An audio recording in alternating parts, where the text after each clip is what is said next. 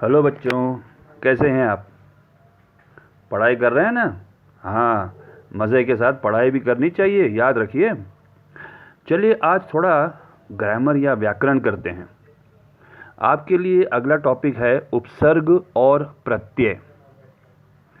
पहले हम उपसर्ग देखते हैं। उपसर्ग मतलब जो शब्द के पहले जुड़कर शब्द को नया रूप और नया अर्थ देते हैं, उन्हें उपसर्ग कहते हैं। आप देख सकते हैं कि इंग्लिश में उसे प्रीफिक्स कहते हैं। उदाहरण देखिए, अ प्लस सत्य इक्वल्स टू असत्य। तो सत्य शब्द के पहले हमने जो अ जोड़ा है वो अ उपसर्ग बन जाता है। दूसरा उदाहरण देखिए, स्व प्लस धर्म इक्वल्स टू स्वधर्म। लेकिन धर्म इस शब्द से पहले जो हमने स्व जोड़ा है वो स्व जो है वो उपसर्ग है। उसी प्रकार सु प्लस पुत्र इक्वल्स टू सुपुत्र एंड नी प्लस डर इक्वल्स टू निडर। एक बात याद रखनी है बच्चों कि उपसर्ग हमेशा शब्दों के आगे लगे हुए होते हैं या शब्दों से पहले आते हैं। ओके, अब देखिए यहां पर एक उदाहरण है, अ प्लस ज्ञान इक्वल्स टू अज्ञान। अब उसका अर्थ भी चेंज कर दिया। अ उपसर्ग है, उसने ज्ञान का अर्थ चेंज कर दिया। ज्ञान यानी नॉलेज, तो अज्ञान मतलब नॉट हैविंग एनी नॉलेज। तो अ जो है यहां पर हमारा उपसर्ग है। उसी तरह अप प्लस मान, अप उपसर्ग है और मान जो है वो शब्द है, या उसे हम लोग मूल शब्द भी कहते हैं, बेसिक वर्ड। उससे बना नया शब्द अपमान। निर प्लस जीव इक्वल्स टू निर्जीव। यहां पर निर आप देख सकते हैं, र के नीचे एक छोटी सी टिक है, छोटी सी लाइन है। दैट मीन्स द र इज हाफ, और इसलिए निर्जीव में जी के ऊपर वो रफार बन के आधा र बन के आता है। अंतः प्लस करण इक्वल्स टू अंतःकरण। अंतःकरण का मतलब होता है आपका मन, आपका दिल। सह प्लस योगी इक्वल्स टू सहयोगी। और अन्य उदाहरण देखते हैं। वि जो है पहला वो उपसर्ग है और उसी से अलग अलग शब्द बनते हैं, विज्ञान, विशाल, विमान। अगला उपसर्ग है अप, अपकार, अपयश, अपमान। उसके बाद परि इज द नेक्स्ट उपसर्ग, उससे नए शब्द बनते हैं, परिवार, परिवहन, परिश्रम। और भी उदाहरण देखते हैं। अब यहां पर देखिए, आप इस टेबल में बीच का जो कॉलम है वहां पर लिखा है मूल शब्द। उसके बाईं ओर यानी उसके लेफ्ट को लिखा है उपसर्ग, और इन दोनों को ऐड करके जो लास्ट कॉलम है आपके राइट हैंड साइड पर वो पूरा शब्द है। सो अगर पहला वाला देखें तो अप प्लस मान इक्वल्स टू अपमान। दूसरा है प्रति इज द उपसर्ग, शोध इज द मूल शब्द, तो इन दोनों को ऐड करने से होता है प्रतिशोध। फिर तीसरा है अनु प्लस मान इक्वल्स टू अनुमान। अब आइए प्रत्यय की ओर बढ़ते हैं। प्रत्यय का अर्थ क्या है वो देखते हैं। जो शब्द के अंत में जोड़े जाते हैं यानी शब्द के बाद जोड़े जाते हैं उन्हें प्रत्यय या सफिक्स कहते हैं। अब उदाहरण देखते हैं।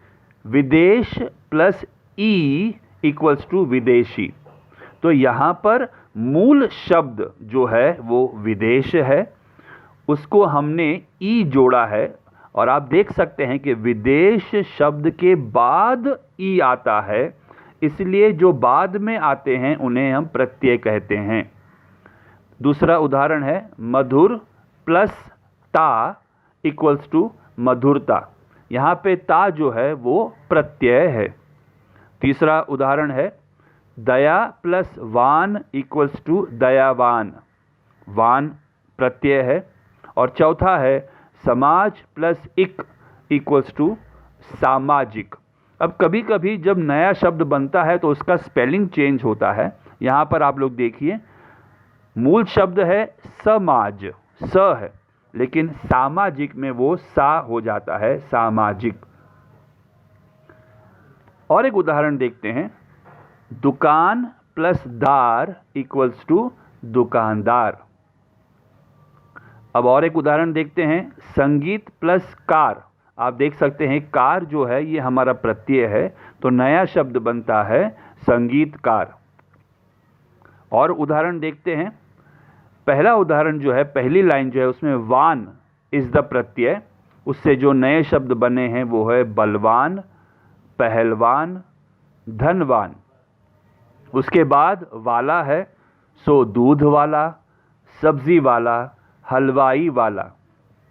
फिर है शाली, उससे जो नए शब्द बने हैं वो है बलशाली, शक्तिशाली, प्रभावशाली।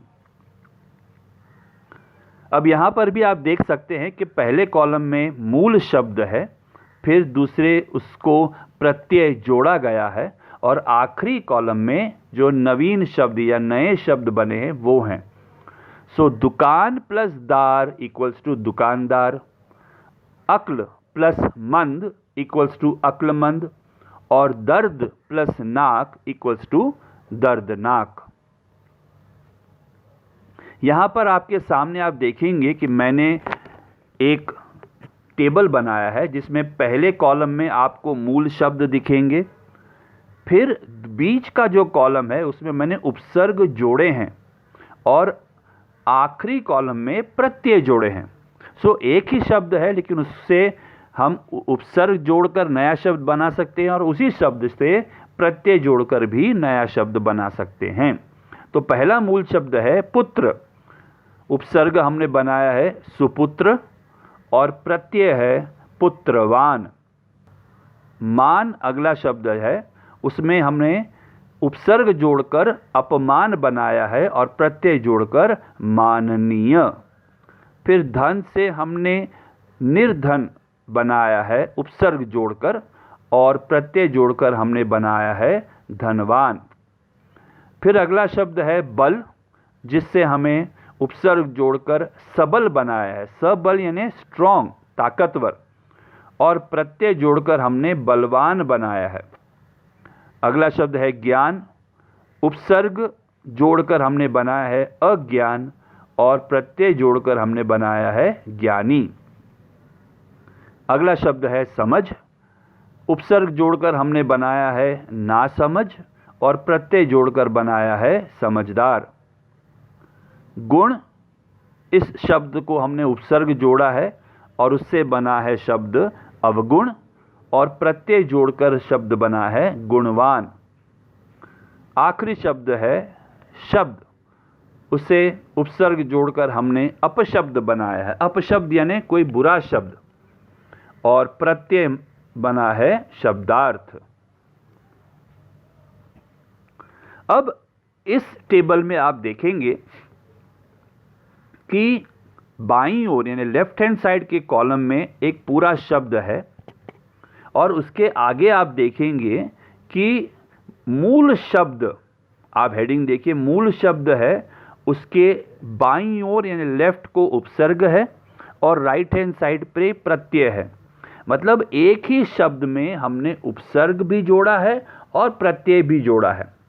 पहला शब्द देखते हैं, ईमानदारी, उसमें उपसर्ग ई है, फिर बीच में मूल शब्द है मान और प्रत्यय है दारी। फिर परिपूर्णता, उपसर्ग है परि, मूल शब्द है पूर्ण और प्रत्यय है ता। उसके बाद है बेईमानी, तो उपसर्ग है बे प्लस ईमान प्लस ई, उससे बनता है बेईमानी। चौथा शब्द है प्रयत्नशील, उसका उपसर्ग है प्र, मूल शब्द या बेसिक शब्द है यत्न और प्रत्यय है शील। फिर पांचवा उदाहरण है निडरता, नी उपसर्ग है, मूल शब्द डर है और प्रत्यय है ता। फिर छठा शब्द है सुपुत्रवान। मूल शब्द बीच में है पुत्र, उसके पहले उपसर्ग लगा है सु और प्रत्यय बाद में लगा है वान, जिससे बनता है सुपुत्रवान। सम्माननीय।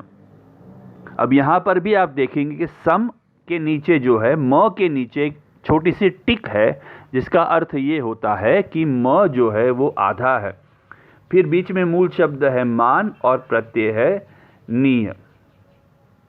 ओके बच्चों, उपसर्ग और प्रत्यय जो है इतना कोई कठिन नहीं है, आसान है। ठीक है, तो अगली बार मिलेंगे तो कुछ आगे पढ़ाई करेंगे। Okay, bye.